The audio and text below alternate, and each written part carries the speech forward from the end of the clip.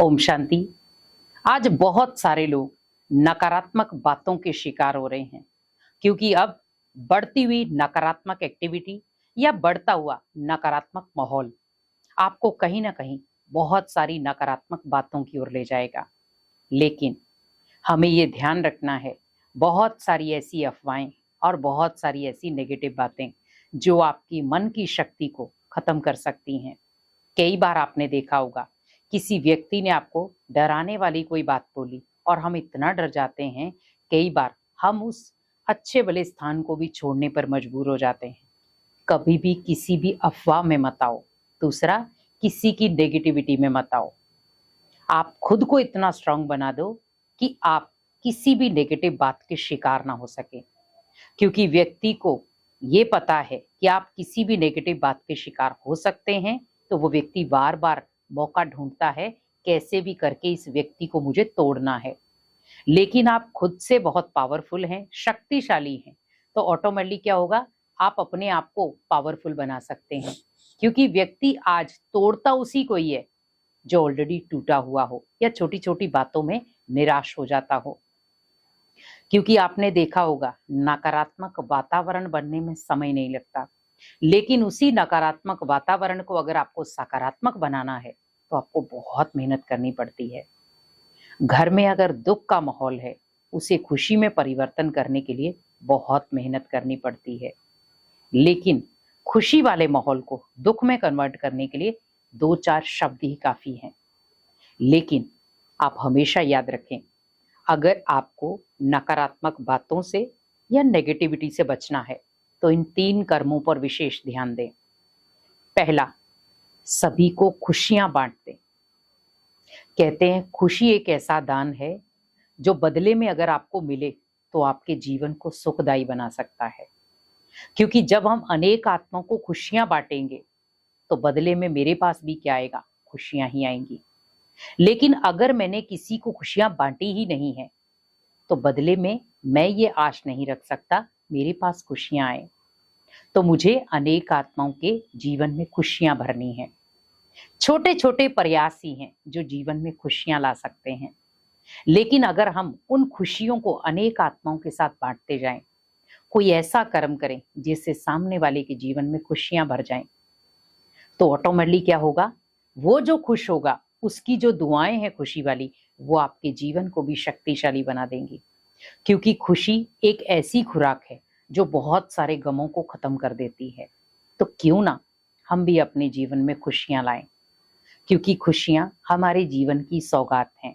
खुशियां हमारे जीवन का वो पल है जो बहुत सारे दर्द और बहुत सारे दुखों से हमें बहुत दूर ले जाता है। खुशी एक सुकून है और खुशी वो पल है जो हर व्यक्ति चाहता है जीना। तो आप अगर खुशियां लेना चाहते हैं तो आप आज से सोचे, मुझे अनेक आत्माओं को अपने कर्मों के द्वारा खुशियां बांटनी है।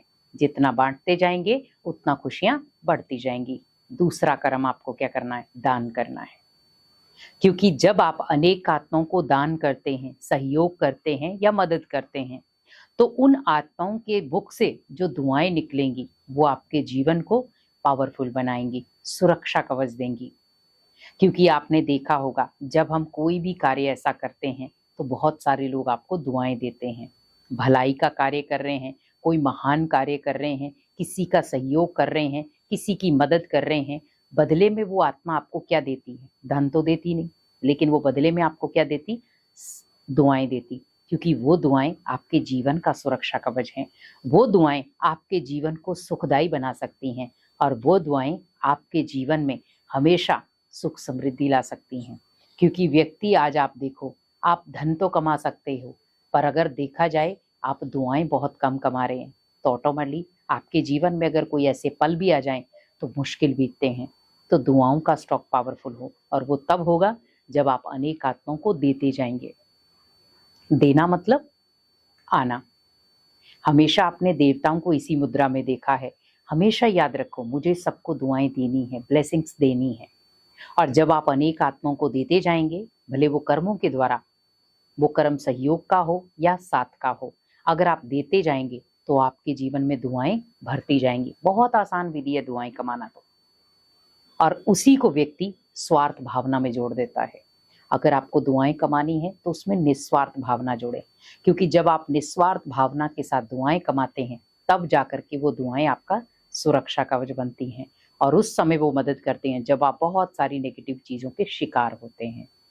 तो दुआएं पहले देना सीखें, उसके बाद आपको खुद ब खुद दुआएं मिलती जाएंगी।